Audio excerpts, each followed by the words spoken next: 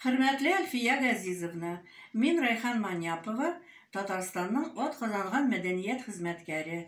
Мин Ташкентта яшим һәм Үзбәкстанда яшәүче татарлар өчен әдәбият, мәдәният һәм музыка буенча эшләр башкарам.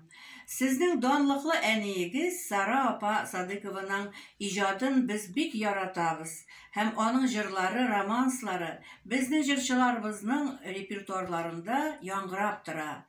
Һәм мин үзем дә берничә мәртәбә халкыбызның ак калфаклы сандугачы Сара апа Садыковага багышлап музыкаль кичәләр үткәрдем.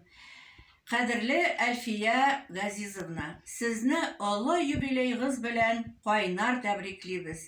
Сезгә хөрүчтәй саулык, күкләрегездә аяз, тынычлык, озын гомер теләп калабыз. Балаларыгызның, оныкларыгызның хөрмәтендә, игелектә күп еллар матур-матур кояшлы көннәрдә яшәгез. Сезгә музыкаль сәлам, музыкаль бүләк итеп бүген 4 җырымны җибәрәм. Бу җырлар әлбәттә сезнең әниегез Сара апа Садыкова язды. Хәсән Туфан сүзләренә иҗат ителгән 2 романс, шигърия һәм әйләнеп кайталар.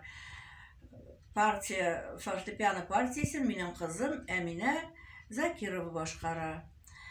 Аннары татар эстрадасының, татар җырларының йөзек кашы җидгән чишмә Гомәр Башир сүзләренә иҗат ителгән һәм Бөек Ватан сугышының 75 еллыгына багышланган Мустафа Нугман сүзләренә иҗат ителгән Солдатым дигән җырым яңгыратам.